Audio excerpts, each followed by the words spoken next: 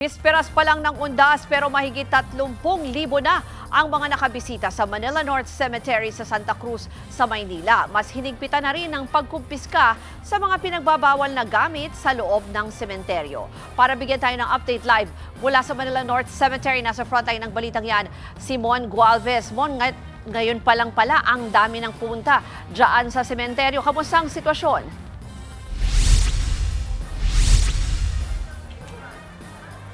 Ruth, wala ng patid ang pagdating ng mga taong dumadalaw o bumibisita dito sa Manila North Cemetery. Sa katunayan, as of 2 p.m., ang latest na update ng Philippine National Police ay umaabot na sa mahigit 40,000 o 40,700 ang crowd estimate nila sa mga nakadalaw na dito sa sementeryo. Pero para sa mga pupunta pa lamang sa mga kapatid natin, ito po ang aasahan ninyo.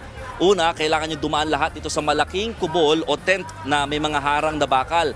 Ito kasi yung nag-iisang gate papasok dito sa sementeryo. Lahat kailangan inspeksyonin ng mga otoridad, mapalokal na pamahalaan man o mga pulisya. At titignan kung may mga nakakalusot ba ng mga items na ipinagbabawal maipasok muna sa sementeryo. Sa katunayan, ito, meron na silang mga nakumpiska na rin dito ng mga ilang items. Meron dyan mga walis tingting, meron din mga sigarilyo, may pangapintura. Ito yung mga bawal na, kasi nga itong mga nakaraang araw, kung maalala natin, talagang pinaghigpitan na hindi na pwede maglinis muna ng mga puntod o nicho.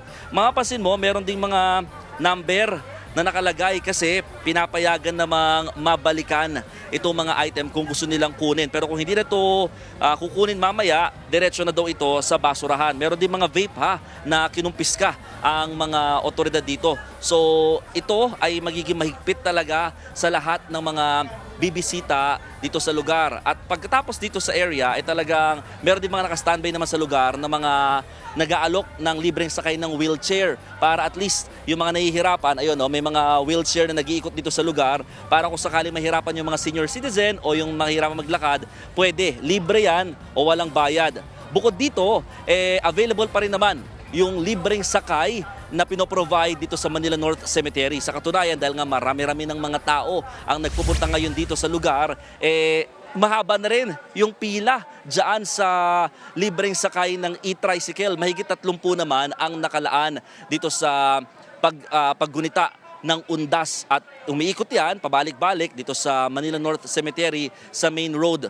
So ilan yan sa mga dapat asahan ng ating mga kababayan sakaling pumunta sila dito sa sementeryo. At syempre, kapag ganitong undas, ang sinasabi nga rin ng pamunuan ng Manila North Cemetery, dapat daw magbaon pa rin ng payong para sa mga pupunta dito dahil pabigla-bigla yung buhos ng ulan at minsan mainit nga, so talaga at least may protection man daw. At kung sakasakali, magdala din daw ng face mask para sa mga hindi maganda ang nararamdaman sa mga oras na ito.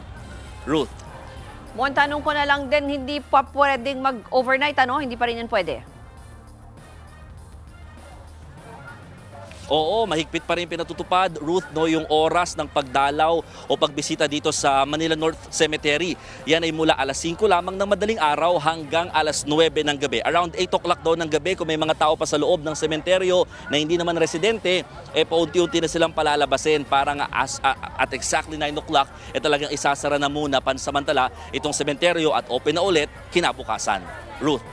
Yan po ang Express Report ni Mon Gualvez live mula sa Manila North Cemetery. Mga kapatid, Ruth Cabalco, para sa mabilis na pasada ng mga balitang dapat niyong malaman, mag-follow at mag-subscribe sa social media pages ng News 5.